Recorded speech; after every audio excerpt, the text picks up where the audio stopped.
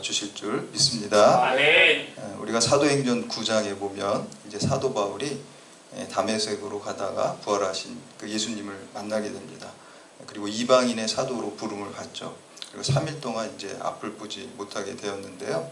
그 다메섹에 있던 신실한 그리스도인 아나니아에게 성령께서 임하셔서 이제 그때 당시 이제 원래 사울이었죠. 사울에게 가라라는 것을 계시를 받고 가서 사울에게 안수할 때 이 바울의 이제 눈에서 비닐 같은 것이 떨어지고 이제 다시 보게 되었습니다. 그러니까 바울의 이제 인생이 완전히 바뀐 거죠. 그래서 너무 기쁨과 감격이 아마 컸을 것입니다. 그래서 그 기쁨과 감격에 그냥 벅차가지고 깨달은 게 있죠. 오직 예수 그리스도의 십자가의 은혜로 말미암아 우리가 믿음으로 말미암아 그 은혜로 구원받는다라는 것을 깨달았어요. 그게 이제 복음입니다. 십자가의 복음이죠. 그리고 부활하신 주님을 만난 부활의 복음입니다. 그래서 다메섹에서 가서 그냥 감격에 겨워가지고 그 복음을 갖다가 막 전했어요. 얼마나 확신에 차서 전했겠습니까? 그런데 반응은 그렇지가 않았어요. 왜냐하면 그동안에 바울이 살아왔던 삶이 그리스도인들을 핍박하는 삶이었기 때문에 불신한 거죠. 저거 저렇게 해가지고 또 혹시 우리를 잡아 죽이려는 뭐 이렇게 하나의 트릭을 쓰는 거 아닌가? 뭐 이런 의심과 또 반발이 있었고, 또 그 가운데는 이제 유대교 신자들 같은 경우는 유대교 신자들 입장에서는 바울이 배신자잖아요. 원래 유대교 편에 있었다가 갑자기 저쪽으로 유대교 입장에서 볼 때 기독교는 이단 종교인데 이단 종교에 빠져가지고 그 복음을 전하니까 배신자 같이 됐죠. 그래서 이제 많은 사람들이 성에서 지키면서 성문에서 지키면서 바울을 죽이려고 했어요. 그때 이제 그리스도인들이 바울을 피신시켜 주기 위해서 성으로 광주리 같은 데다가 이렇게 해서 내려줘서 도망가게 되죠. 그래서 이제 아라비아 사막에서 3년이라는 시간을 지내게 됩니다. 아마 3년이라는 시간 동안 무엇을 했을까? 성경에 이제 구체적인 내용은 나와 있지 않지만 자기가 그 체험한 것들을 묵상하고 기도하고 또 하나님의 더 큰 계시와 또 자기가 체험한 것들을 이렇게 체계적으로 다지는 시간을 가졌을 것이라고 생각합니다.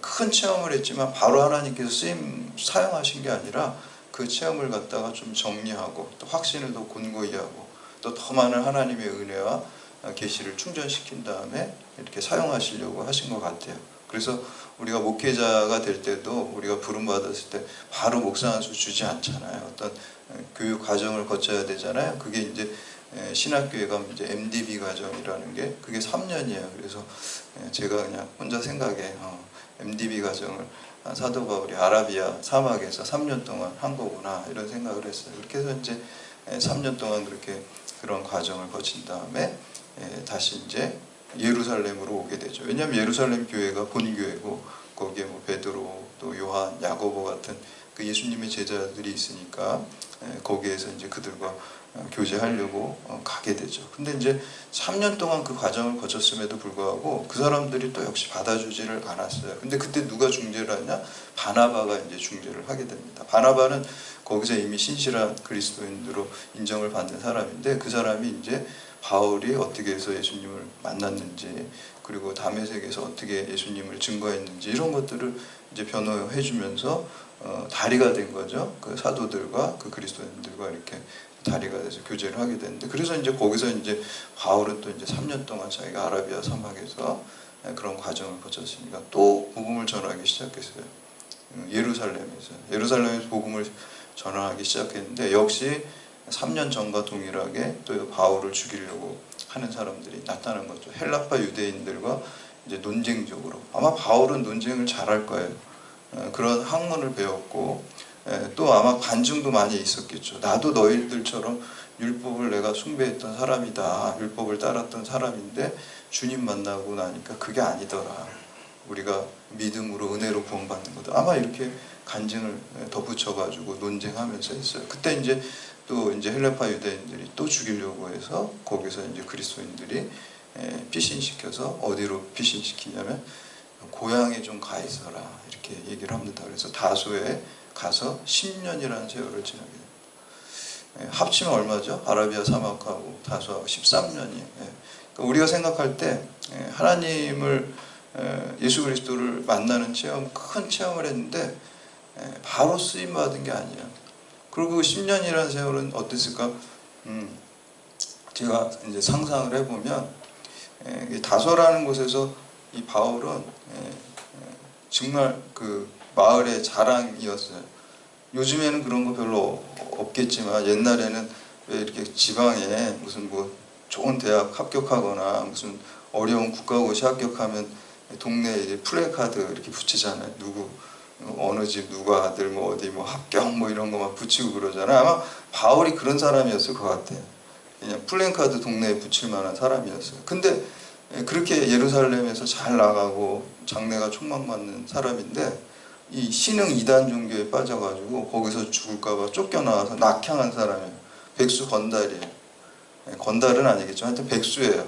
백수로 이제 와가지고 실패자로 와 있는 거예요.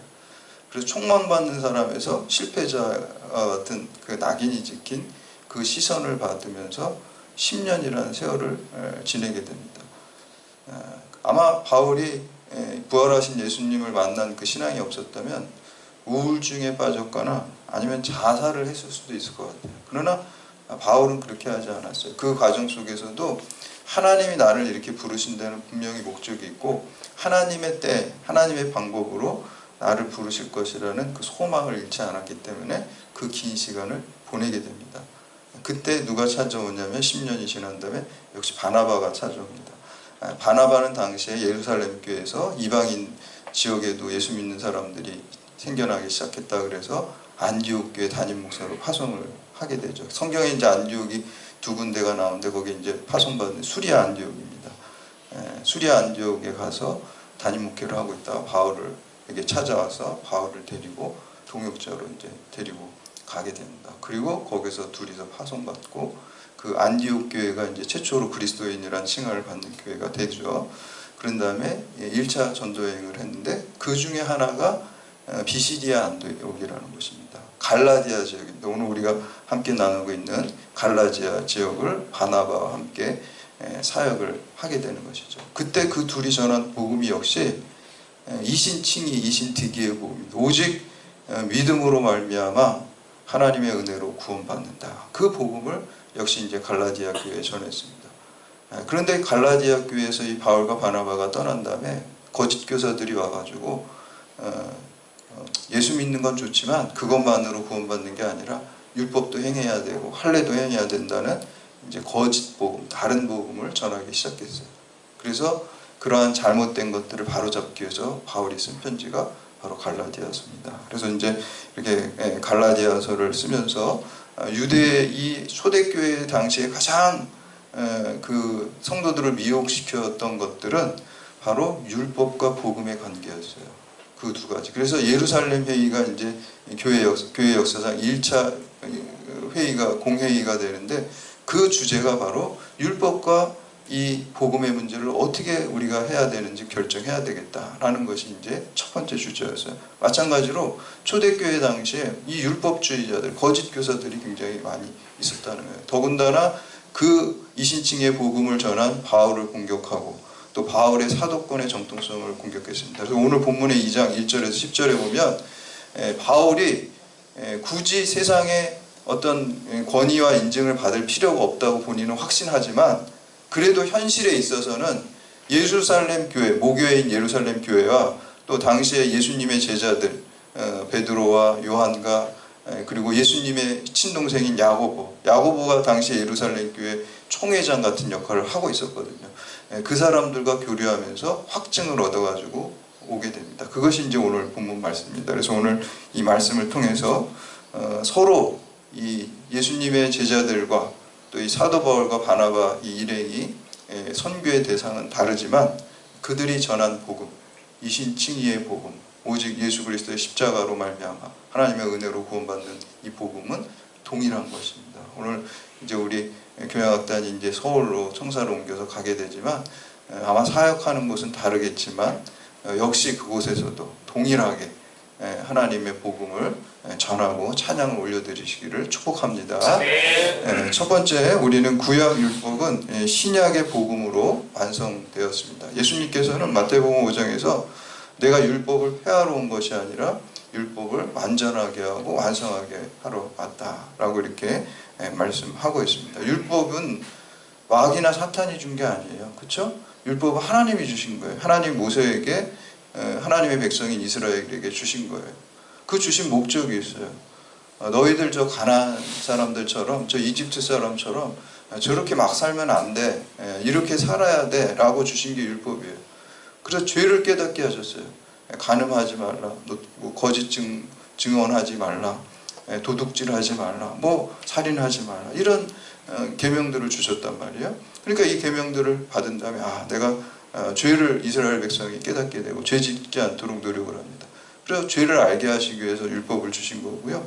두 번째는 내 스스로 이 율법을 다 지킬 수 없다는 걸 깨닫게 하셨어요. 그래서 결국에는 내 스스로 나를 구원할 수 없겠구나라는 걸 깨닫고 구원자이신 메시아를 갈망하도록 율법을 주신 것이.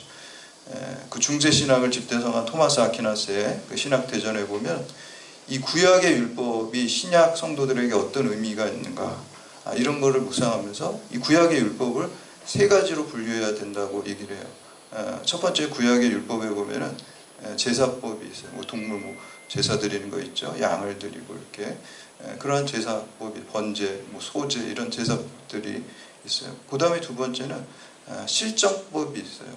그때 시민법이라고도 할 수 있고, 그 당시 이스라엘 백성들이 지켰던 법이 있을 거 아니에요. 그 다음에 세 번째는 도덕법이 있어요. 그런데 이 세 가지를 다르게 봐야 된다는 거예요, 신약 성도들이. 제사법은 이제 더 이상 할 필요가 없어요. 폐한 건 아니에요. 십자가로 완성된 거예요. 예수 그리스도께서 어린 양 예수 그리스도가 되셔서 완전한 그 제사를 드리셨기 때문에 여러분들이 이 시간에 이렇게 십자가를 바라보면서 예배 드리는 게, 이게 여러분 구약의 제사가 지금 신약의 예배가 된 거예요. 십자가로 완성이 된 거예요. 그래서 여러분 이제 구약의 무슨 동물 제사는 이제 안 하잖아요. 우리가 이렇게 예배를 드리잖아요, 대신에. 그렇게 이제 된 거고요. 두 번째, 실정법은요, 그대로 지킬 필요가 없어요. 그 옛날에 구약시대 이스라엘의 그 상황과 오늘날 우리 한국 상황은 다르잖아요. 대신에 중요한 게 있어요. 그 율법의 정신을 가져와야 돼요. 그 스피릿을 가지고 와서 우리 한국 사회에 맞도록 그 정신을 잘 살리는 실정법을, 시민법을 만들어야 된다. 세 번째는 도덕법이 있어요. 도덕법은 문자 그대로 그냥 지키면 돼요. 오늘날에도 신약 성도도. 도둑질하지 말라. 구약 시대하고 지금하고 다르지 않죠. 간음하지 말라, 살인하지 말라. 그때나 지금이나 똑같죠. 그냥 그건 그대로 지키면 된다라는 것입니다. 그래서 우리가 이렇게 율법을 구분해서 신약 성도들이 받아들여야 된다, 무조건 율법이 나쁜 것이다 라고 하는 게 아닙니다. 그런데 중요한 것은 율법과 율법주의는 다르다는 거예요. 율법은 지금처럼 이런 의미가 있지만, 율법주의는 거기에 이제 바리새인이나 여러 사람들이 세부 조항들을 막 달아가지고 전통을 만들어요. 그게 이제 잘못된 전통이에요. 율법은 사실 하나님이 주신 거기 때문에 사랑의 법이고 생명의 법이에요. 예를 들면 안식일을 지키라, 안식일을 거룩하게 지키라라고 안식일법을 주셨잖아요. 그거는 생명을 살리는 사랑의 법이에요. 왜냐하면은 모세가 이 하나님께 시내산에서 십계명을 받아가지고 이 십계명을 이제 주는 그 대상이 누굽니까? 이스라엘 백성. 이스라엘 백성은 그 전에 노예였어요. 이집트에 430년 동안 노예 생활을 했어요. 그냥 태어날 때부터 노예였어요. 그러니까 이 사람들은 일주일 내내 일하는 거예요. 쉼이라는 개념이 없습니다. 그냥 잠만 자고 그냥 일하고, 잠만 자고 일어나면 일하고, 일주일 내내 쉰다는 게 없었어요. 쉰다는 개념이 뭔지도 몰랐어요. 그런 사람들에게 일주일에 한 번 너는 쉬어야 돼 반드시, 이러면 어땠을 것 같아요? 와, 환호성 칠 수 있을 거예요. 여러분 일주일 동안 맨날 일하고 있는데 이제부터는 무조건 강제적으로 일주일에 하루는 쉬어, 그러면 그거 복음이죠. 너무 좋은 소리잖아요. 막 박수치고 그럴 거예요. 주 5일 근무인데 만약에 주 3일만 근무해, 나머지 4일은 절대 일하면 안 돼, 그러면 와 이렇게 좋아하겠죠. 그건 똑같아요. 그 사람들은 막 좋아했어요, 안식일. 그냥 그게, 그 전에는 일주일 동안 내내 일하다 보니까 과로사 걸려서 죽고 병들어서 죽고 다 죽어나갔어요. 근데 하루 쉬라 그러니까 생명을 살리는 게 됐고, 그냥 쉬는 게 아니죠. 거룩하게 지키라, 하나님께 예배드리라는 거죠. 그러니까 영이 살아나는 거예요. 노예 생활할 때는 예배고 그런 것도 없잖아요. 근데 이제 거룩하게 지키면서 하나님이 이런 일과 쉼을 주심을 묵상하고 예배할 때 육이 살아나고 영이 살아나게 될 줄로 믿습니다. 아멘. 그래서 살리는 법인데 바리새인들이나 율법주의자들은 거기에 막 조항을 일하면 안 된다 그래서 문자를 막 다 했어요. 그래서 이제 요한복음 5장에 보면은 그 38년 된 환자를 갖다 예수님이 고칠 때 네 자리를 들고 가라 그랬는데 그게 안식일 날 했거든요. 근데 안식일 날 이 돗자리 들고 옮긴 거 그 일이야. 그러면 돌로 쳐서 죽여야 되는 거예요. 그게 율법주의입니다. 율법은 원래 사람을 살리려고 준 건데 그 조항들, 세부 항목들, 뭐 악마는 디테일에 있다고 디테일한 세부 조항들이 그 사람을 죽이는 율법주의가 된 겁니다. 거기에 대해서 예수님이 항거하기 위해서 일부러 자리 들고 가라고 이렇게 한 것을 우리가 볼 수가 있습니다. 우리 1, 2절 말씀 함께 봉독합니다. 시작. 14년 후에 내가 바나바와 함께 디도를 데리고 다시 예루살렘에 올라갔더니 계시를 따라 올라가 내가 이방 가운데 전파하는 복음을 그들에게 제시하되 유력한 자들에게 사사로이 이르는 것은 내가 다른 것이 헛되지 않게 하며 아멘. 그동안 본인이 이 이신칭의의 복음, 믿음으로 말미암아 구원받는다는 이 복음을 예루살렘 교회와 그리고 그 사도들에게 같이 확증을 받게 된 겁니다. 갈라디아 교회에 자꾸 바울을 흔드는 사람들에 있어서 뭔가 본인은 공인을 받을 필요가 없지만 현실적으로 그럴 필요가 있을 때가 있잖아요. 그래서 여기서 확증하는 것을 볼 수가 있습니다. 두 번째, 할례는 세례로 이제 전환이 되었습니다. 우리 3절에서 5절까지 말씀 함께 봉독합니다. 시작. 그러나 나도 함께 헬라인 디도까지도 억지로 할례를 받게 하지 아니하였으니 이는 가만히 들어온 거짓 형제들 때문이다. 그들이 가만히 들어온 것은 그리스도 예수 안에서 우리가 가진 자유를 엿보고 우리를 종으로 삼고자 함인데 그들에게 5절까지요. 그들에게 우리가 한시도 복종하지 아니하였으니 이는 복음의 진리가 항상 너희 가운데 있게 하려 합니다. 갈라디아 교회에 온 거짓 교사들은 할례를 해야 된다 그랬어요. 근데 오늘 보니까 이방인이었던 헬라인이었던 디도에게 억지로 너 할례하지 마 이렇게 할례 안 해도 돼. 그런 율법 안 지켜도 돼. 그러면서 마음의 할례, 믿음의 할례를 얘기를 하잖아요. 그 육체적인 구약의 할례는 할 필요가 없고 더군다나 그 할례의 의미는 신약 성도에게 세례가 되었습니다. 왜냐하면 할례라는 것은 그 피를 흘려서 우리를 정결하게 한다. 그리고 남자애가 표피를 잘라가지고 옛 자아를 잘라낸다는 의미를 가지고 있거든요.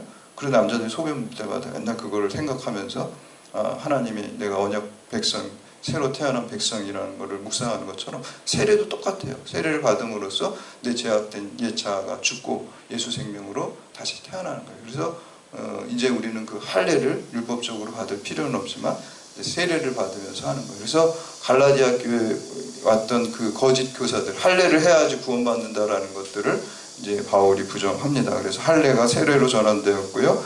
율법적 할례가 아니라 복음적 세례로 전환되었음을 말씀하는 것입니다. 마지막으로 세 번째, 우리가 선교 대상은 다르지만 복음의 내용과 사명은 동일합니다. 우리 7절에서 10절까지 말씀 함께 봉독합니다. 시작. 그들이 내가 무할례자에게 복음 전함을 맡은 것이 베드로가 할례자에게 맡은 것 같은 것을 보았고 베드로에게 역사하사 그를 할례자의 사도로 삼으시니라. 또한 내게 역사하사 나를 이방인의 사도로 삼으셨느니라. 또 기둥같이 여기는 야고보와 게바와 요한도 내게 계신 그녀를 알므로 나와 바나바에게 신교의 악수를 하였으니 우리는 이방인에게로 그들은 할례자에게로 가게 하려 합니다. 다만 우리에게 가난한 자들을 기억하도록 부탁하였으니 이것은 나도 본래부터 힘써 행하려 합니다. 아멘.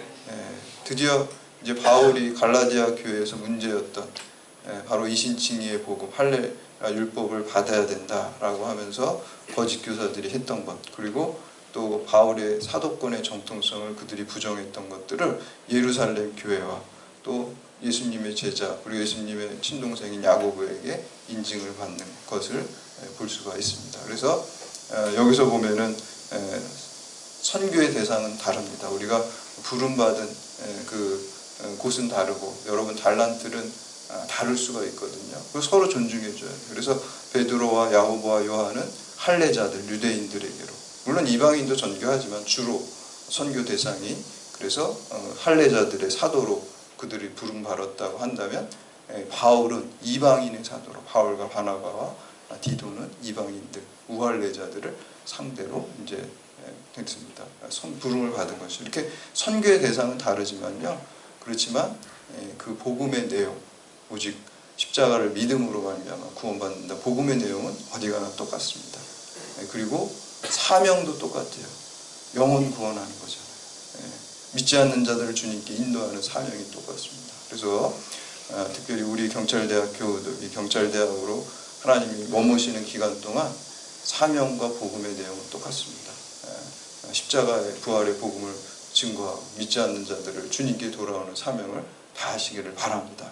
그리고 우리 교향악단 또 이제 서울로 올라가셔서 거기서 역시 또 영혼 구원의 사명을 잘 감당하시기를 주님의 이름으로 축원합니다. 아멘.